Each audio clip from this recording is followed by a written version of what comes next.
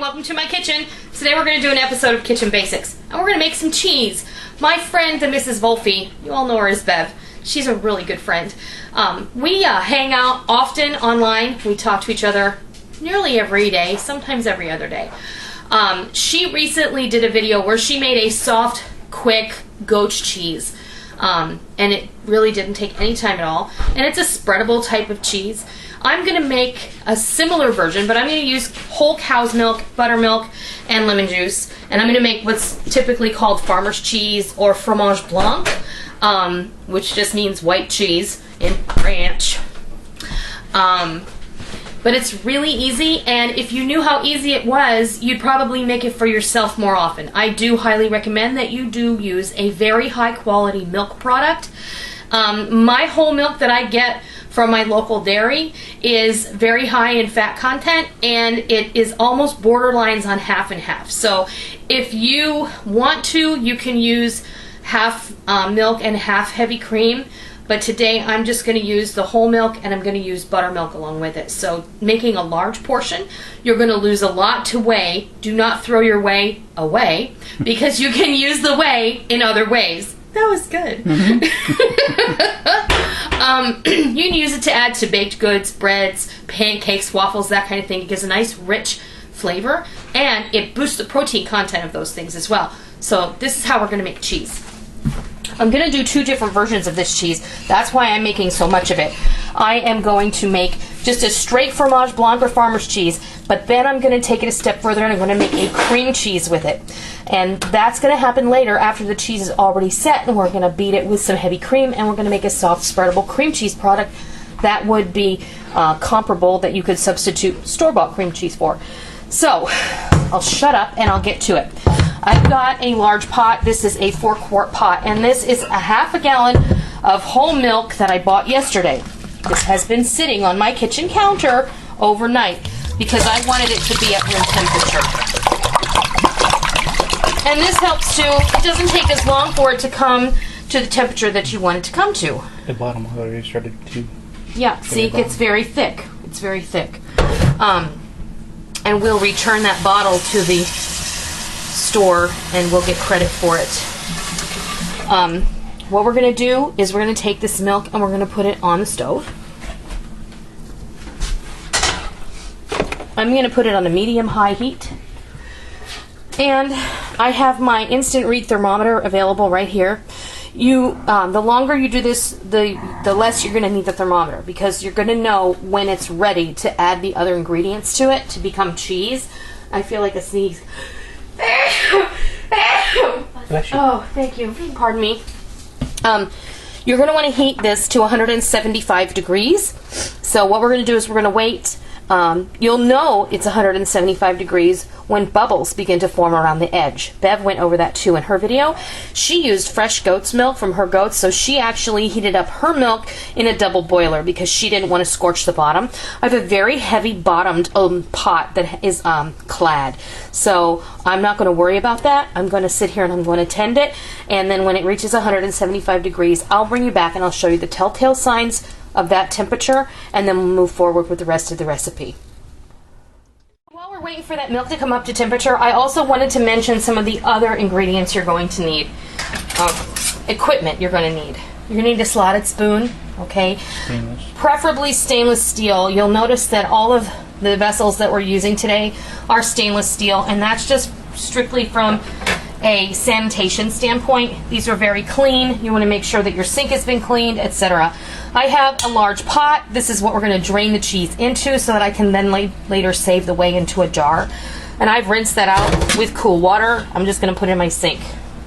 I have a fine mesh strainer. If you don't have one of these, just your regular macaroni colander is going to work because we're going to line this anyway. I am fortunate that this fits almost perfectly in the top of my pot, so I'm going to set that aside. The other thing we're going to need, a lot of people like to use cheesecloth. I can't stand cheesecloth. Cheesecloth has to be basically thrown away after its first use. And cheesecloth, I frankly think it's really too expensive. I mean, $2 or $3 sometimes, depending on where you find it, for a package of cheesecloth. You can use an old pillowcase, but my favorite thing to use is a flour sack towel. You can buy a package of 5 flour sack towels at Walmart for $5. These things have multiple uses. They're wonderful. They last forever if you take care of them. You can bleach them and just keep them and fold them up nice. But before I use these, I do like to moisten it. So I'm just going to wet it. And then I'm going to wring it out. This will help the whey pass through the cloth a lot easier.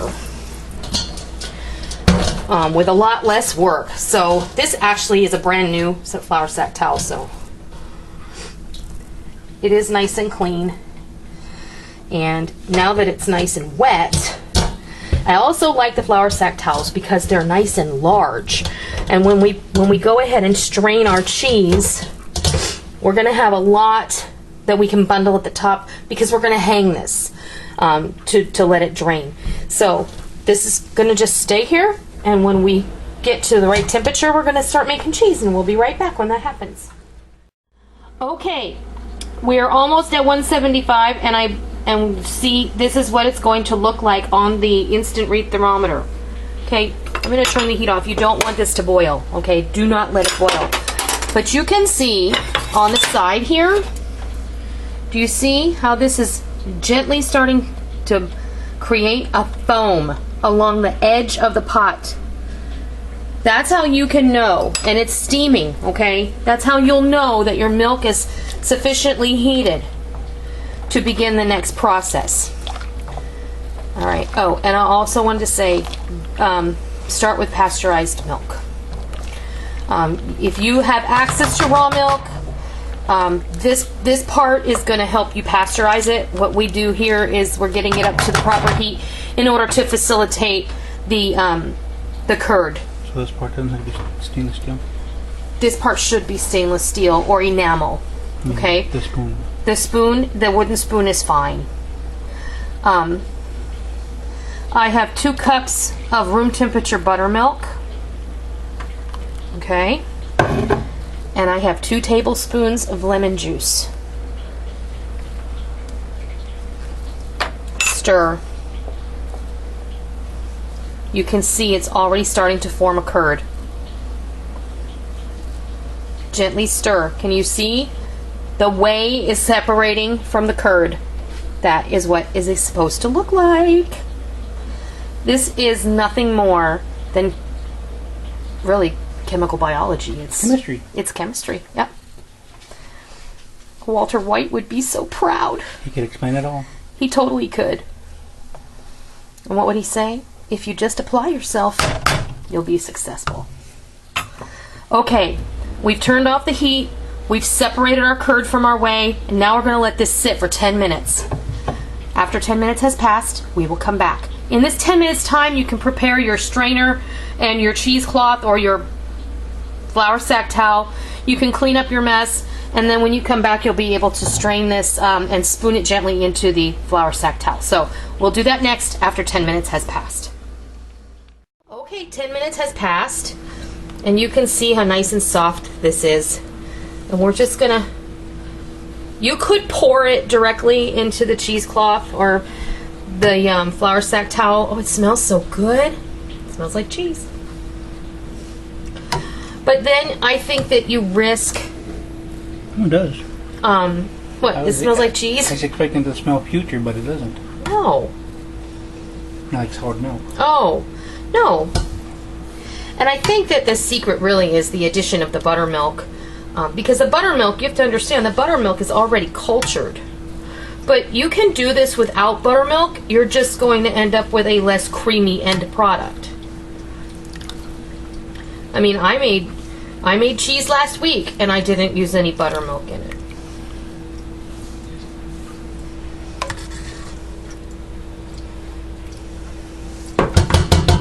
And now I'm just going to go ahead and gently pour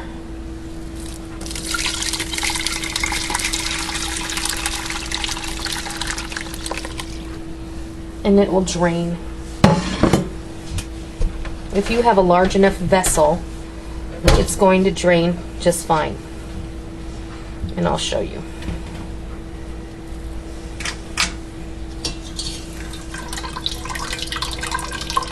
I'm fortunate that I have this colander, this sieve that actually fits right inside my pot.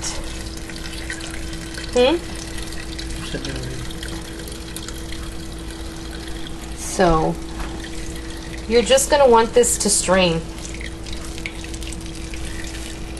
And I don't have a hook up here, but if you have a hook over your sink, you could actually, here we go, use your noodle. Let's see, I have, oops, I cut a piece of string. You're also going to need some kitchen string, and I didn't happen to mention that before. And one of the easiest ways to do this is just to do a slip knot and fold that piece of string in half.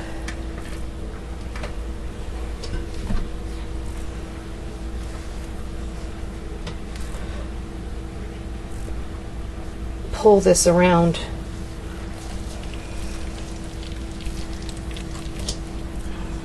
Do a basic knot there. I guess the smartest thing to do is we're going to pull this up here.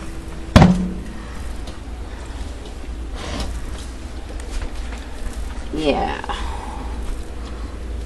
Tie a knot in that string. Use what you got. Don't make a project out of it. Y'all have, maybe most of you do, have handles like that on your kitchen cabinets. Just make sure your kids don't come along and close a cabinet. Easy enough. Okay. We're going to let that hang there. We're going to let it hang out for about, I'd say about an hour. And then we'll come back and we'll show you what happens next. Okay. Our cheese has strained long enough. It's right where we want it to be. You can let this hang. I mean, it's no longer dripping. It's not dripping at all, even when I give it a little squeeze. You know, so we're just going to set the whey aside. We're going to put the whey away. Get it out of the way. Get the whey out of the way. I'm having too much fun with that. Way too much fun. Way too much fun. Okay. So then, let's see. Get the cheese out of here. You need transparent hands. Yeah, I guess I do. We can remove the string. And then let's open this up.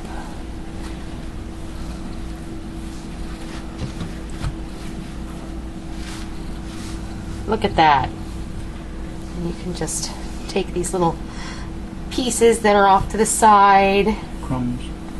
Yeah, that's what they are. I'm going to take half of this.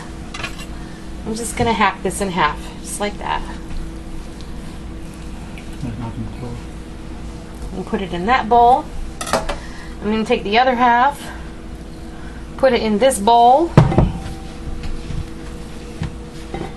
And you can be picky and choosy, and you can scrape this all off. I don't know that it's even worth it, but I'm just going to remove this, put it in the sink for a minute. Then I'm going to open the door. Come on, Needles. All right, now, the one thing is when you're going to taste this, it's going to be very plain. We have not flavored this at all. We haven't put any seasoning in it. We haven't put any salt in it. Nothing, okay? So you're going to want to make sure that I'm waiting for you to take a taste, because everybody's waiting for you to take a piece and see what you think. It kind of tastes like nothing. It kind of tastes like nothing. But now we're going to want to, you can see, you can break this up just like this, okay? It smells really, really fragrant. This is the cheese I made last week, okay? It almost smells like fresh baked bread. It almost does. It smells a little yeasty. It does. This is the cheese I made last week, okay? Let me grab, I'm going to come behind you, and then I'm going to grab one of those spreaders just so I can show them what it looks like, the consistency. This has been in the fridge, and you can see it's nice and soft. I have chives and garlic and salt in this one, and a little bit of cracked black pepper. And I think I may have put a little onion powder in. This is really, really highly seasoned, and it's delicious. It's a lovely sandwich spread, or just on crackers, or whatever you want to do. Put it on your toast. That's what Bev does. Of course. But I wanted you to see what that looked like. Of course, your finished product can be whatever you want it to be. Do you want yours to be chipotle and lime? Go for it. Do you want yours to be just salted? Then just go for it. Do not over salt your cheese. That was my big mistake with this one over here.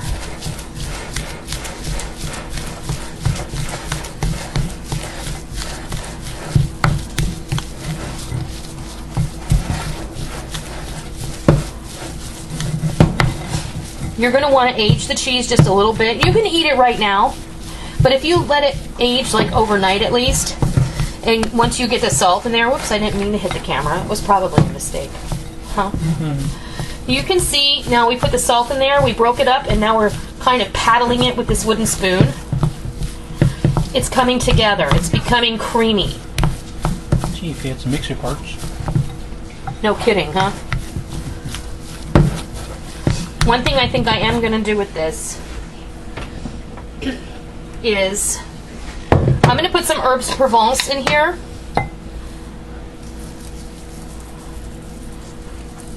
And if you don't know what herbes de Provence is, it's just a really nice combination of, there's thyme, basil, tarragon, lemon peel, onion, garlic. Oh, what else is in here? Blend of garlic, herbs and spices, sea salt. I really love it. So we already have some salt in there. If you want to use crazy mixed up salt, go for that instead. I'm going to still need my pink salt. This is going to be a nice, like, spreading cheese. And then what I'm going to do is I'm going to put this in another crock. I'm just going to cover it with plastic. Additionally, what you can do with this after you let it sit for a little while is you can unmold it onto a plate, drizzle it with olive oil, cover it with cracked black pepper, and set it out with crackers or baguette, and it's going to be absolutely delicious.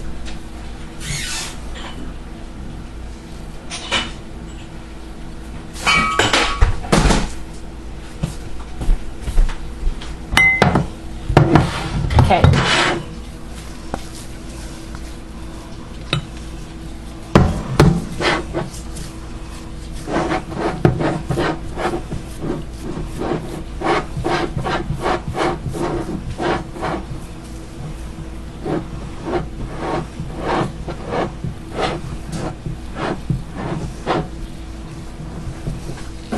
Just like that. It's going to taste really good. I'm going to taste that. That's good. Okay. Then we get our stretch tight.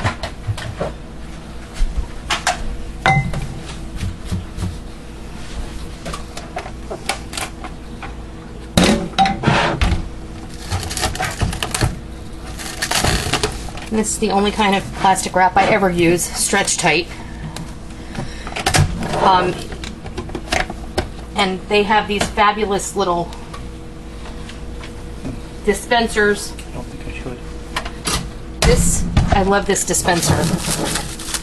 The Stretch Tight is a brand, but anyway, I've been using this brand of plastic wrap exclusively for years and years. It's the only thing my grandmother ever used. Okay, now let's make some cream cheese. Really? In and out, my goodness. Okay, here, go. Bye. Probably just leave it open. Yeah, no joke. Okay, we'll add a little salt to this one too.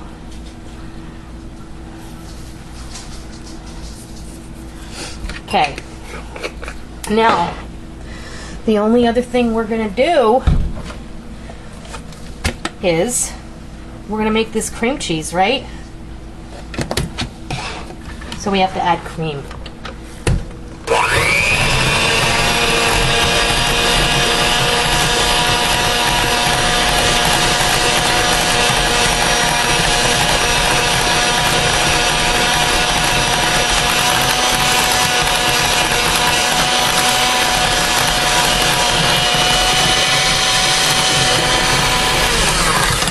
And the cream is kind of a hit or miss thing. You would just have to keep adding it until you get a smooth consistency. Oh, did I got a chunk fly. There it goes.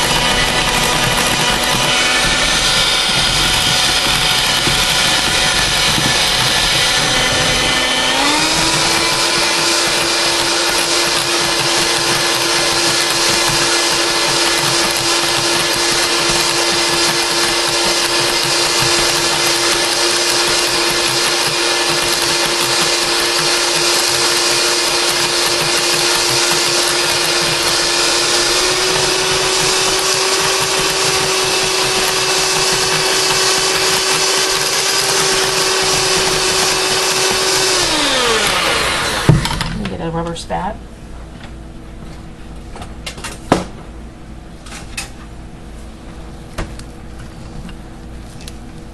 And once you get this in the fridge,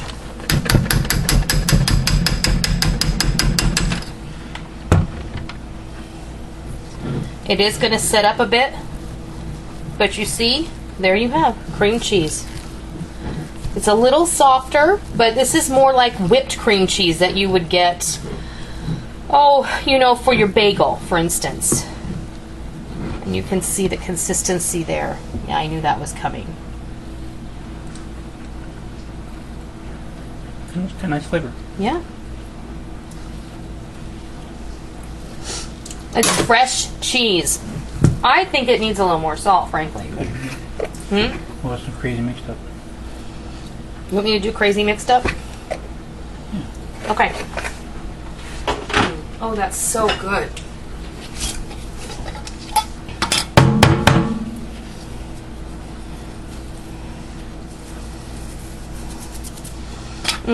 I love the way that smells. Let me hit that with the mixer one more time here. I'm making a mess.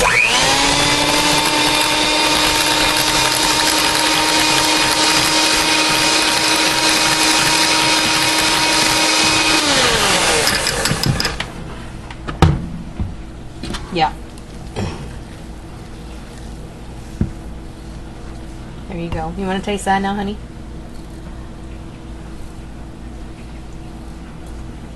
Oh, wow. Really good, huh? Mm-hmm. Oh my gosh. I gotta sit down with a spoon. That's yummy. Okay. So, we'll go ahead and put this in a little ramekin as well. It's easy enough to tell the difference, which is which.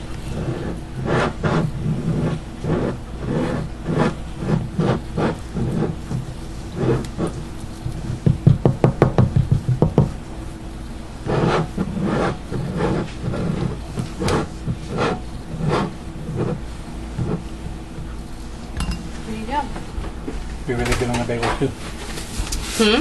They'd be really good on the bagel too. Well, either one of them would be. That's true. All right. So there we have a giant mess. Well, not that giant, I guess.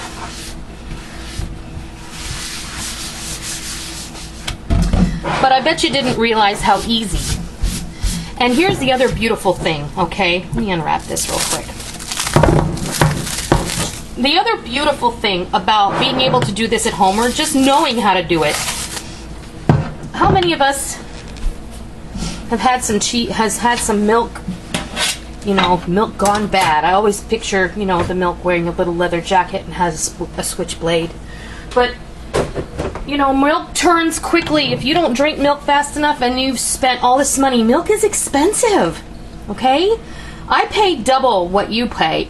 If you're buying milk in the grocery store and you're buying a gallon of milk and it's costing $4 something a gallon, I pay almost that for the half gallons that I buy.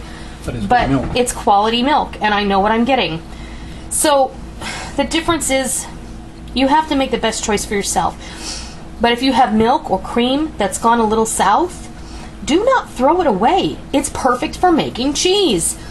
If you've got heavy cream that's gone a little south, put that in the mixer, whip it until it's, make butter out of it. Separate it, and it's going to make a really delicious sour tasting butter. It's not spoiled, it's just soured. There's definitely a difference. You could make sour cream from that, sour milk. From the sour cream, pardon me, soured heavy cream. But in any case, this is an excellent thing to know how to do. We got 2 cups of usable cheese from a half a gallon of milk and 2 cups of buttermilk. I know that may not seem like a lot. When you think about how much milk it takes to make a pound of cheese, it really is a lot, and that will help you understand why cheese is so expensive, because there is a lot of waste. Well, there's a lot of byproduct. I won't even call it waste, because whey is just a byproduct of the cheese making process. But don't throw the whey out. You thought I was going to say it, didn't you? Use it. You can freeze it, you can save it, you can add it to your baked goods when you're making, when you're going to make a loaf of bread. And instead of using just water, use the whey. It's gonna boost the protein content of your bread, and it's gonna give it a nice deep flavor. So that is how you make cheese, farmer's cheese, cream cheese from scratch in your own kitchen. I hope that this kind of clears up a little bit of the mystery behind cheese. Cheese is not a hard thing to do. Now, there are, of course, other ways of making cheese, other types of cheese you can make at home. You just have to have the knowledge, you have to do the research, and you can do that too. But this is a really easy way to start. A little bit of milk, a little bit of lemon juice, and a little bit of thyme, and you're going to have a really great product to enjoy. So I hope you try this, and I hope you love it. I will put the instructions and my recipe, it's not really a recipe, over on my website, and that's Noreen'sKitchen.com. Thanks so much for joining me today and learning how to make cheese. And until next time, I'll see ya.